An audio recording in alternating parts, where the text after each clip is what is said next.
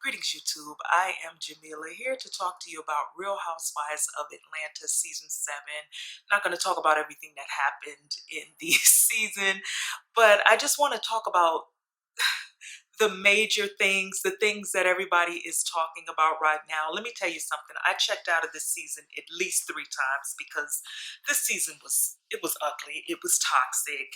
It was not, there were many parts of it that just wasn't even entertaining anymore. So I stopped watching a couple of times, but of course I follow so many people, YouTubers, Bondi, Erica De Niro, James, Ashley, Rocks.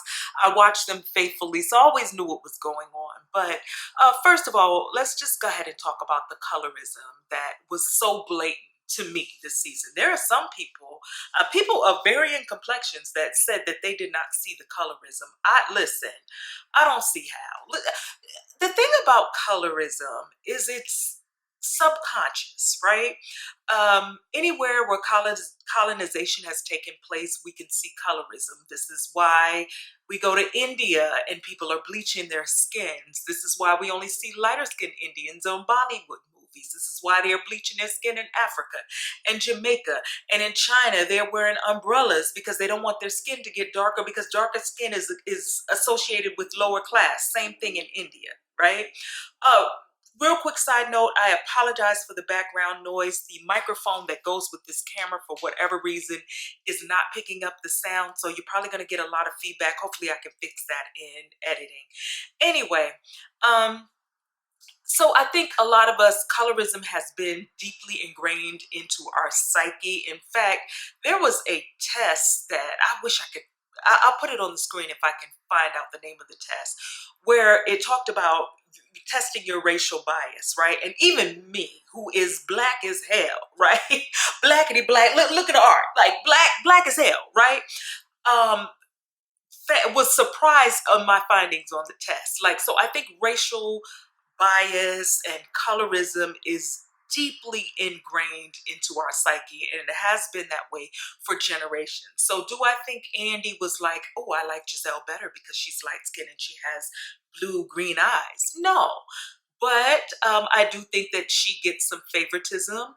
I do think Robyn does as well. I do think that they are very well aware of their light skin privilege. And I believe that it has gotten them, has allowed them to behave in a certain way and get away with it. I mean, but when you've lived your entire life in a way where you've probably been allowed to get away with terrorizing other people, bullying other people, and doing things that would be perceived differently by other people, yeah, you're exuding your light skin privilege. Just state the obvious, I'm lighter complected, but we got to bring featureism and all of that into this. As Kimberly Nicole Foster called it, exoticism, all of that, right? I may be the same complexion as Giselle, maybe, I don't know, but you know, these West African features, this 4C kinky hair is what it is, right? And so I'm not saying that I don't get certain privileges, they're not as blatant to me, but there are certain things that when you have a certain aesthetic, right, closer to whiteness, you can get over. This is why Karens be Karening. This is why the lady at your job be doing all kind of microaggressions, saying whatever the hell she want to say to you, and the minute you stand up for yourself, then all of a sudden she's scared and everybody's protecting her, and you might risk losing your damn job, right? This is exactly what is occurring on this show, and this is what made it so ugly, because like I said, I believe that Giselle and Robyn were both very aware of the things that they were doing. And I say that because they would often use certain buzzwords, right, when they were talking to some of the darkest skinned cast members. Aggressive, you're angry. Like, and Robyn, the audacity of Robyn to use the word aggressive when, you know, she had to be held up because she jumped up in Wendy's face, right? Robyn is very aggressive, but she gets to use that word on somebody else, right? Robyn is crass, right? Let's not forget, her simulating fingering herself on TV with her legs cocked open, saying, "I can't." I'm trying not to curse because YouTube ain't as generous as they used to be. Also, again, in Wendy's face, I don't give a fuck. I don't get like all of that. Wendy or Candy, none of would not have been able to get away with those things. Got to add this in the video, but I think it's important to say when the Green Eye Bandits displayed their most trash behavior during the season, and Twitter would be in an uproar, what I'd noticed that most of their supporters would be white women, and most of the time, I would say at least 80% of the time, those white women would feel the need to mention their beauty. Those women are beautiful. I'm not taking that away for them, but I thought that that was a very interesting phenomenon. All right, let me continue. But that is not only their fault because production is to blame. I think, like I said, Andy, all of them, they are all to blame because they allowed this behavior to happen. And this is why at the end of the season, first of all, let's go back to what they did this season and last season too. So we now find out that Robyn was dealing with her man cheat. Well, she'd been dealing with him cheating on her the whole damn time, but that's neither here nor there.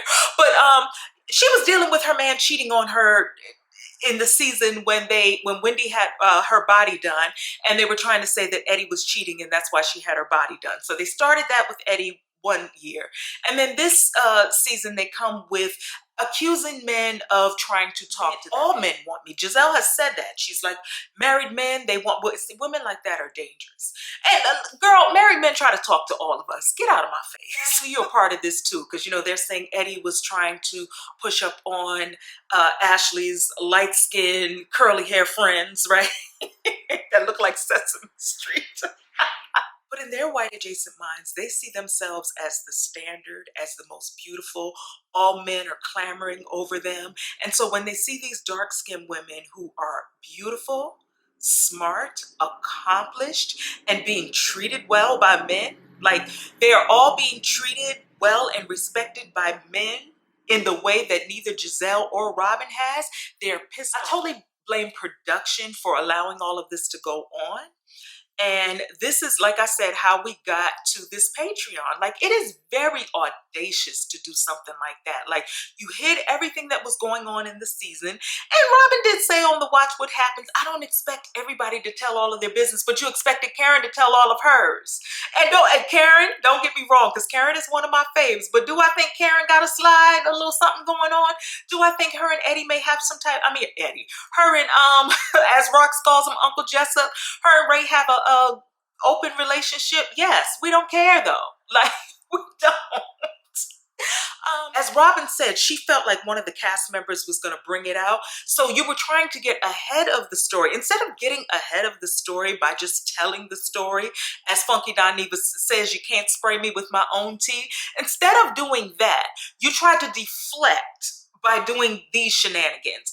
And the reason why I think, listen, I'm not one to call for people to lose their jobs, right?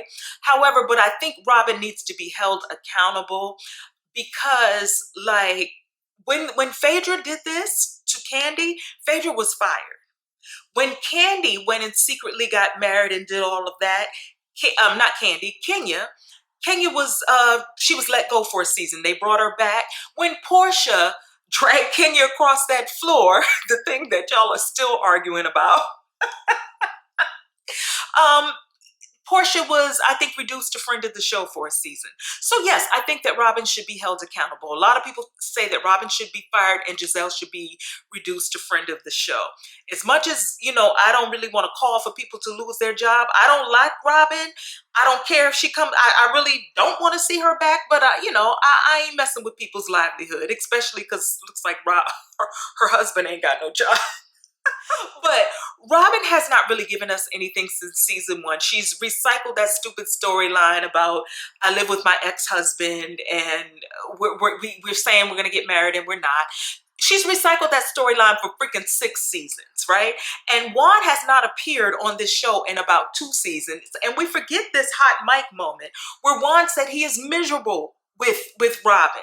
And this is why this makes this side chick story all the more believable. And the only way I want to see Robyn back is if Robyn is talking about leaving Juan and moving on with her life, and or just being genuine about what's really going on. Them really working through the infidelity, Juan coming on the show, and them talking about it. Other than that, I really don't want to see her back on. And honestly, I don't want to see her back on in season 8 because I do think she needs to be held accountable. If you're going to bring her back in season 9.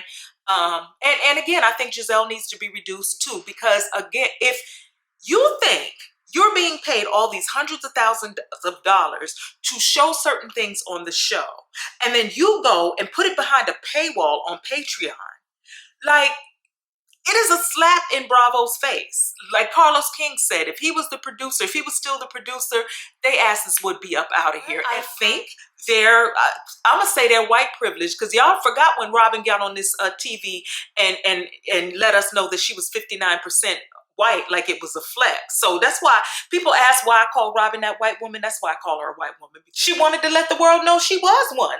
So, I'm gonna call it what she want to be called. Again, I don't like to call for people to lose their jobs, but I do think there needs to be some type of cash shakeup.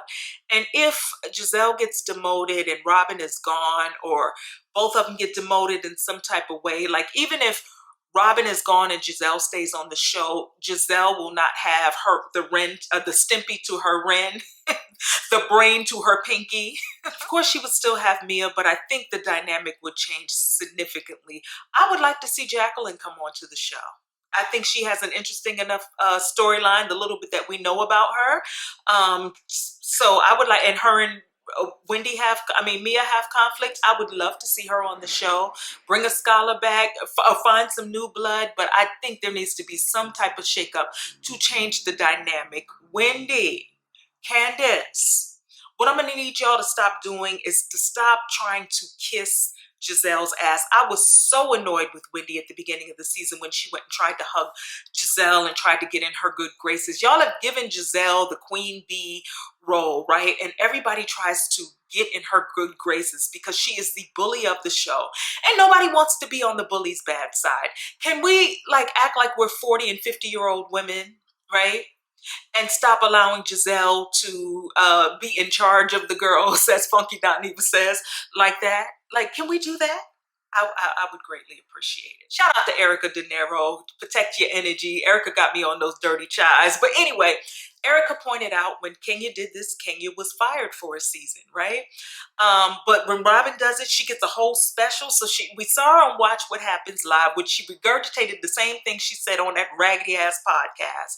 And then they had, what's the lady's name? I cannot think of the lady's name right now, but I'll put it across the screen. They had her co-signing. Lady, I don't care if you're a podcaster or not.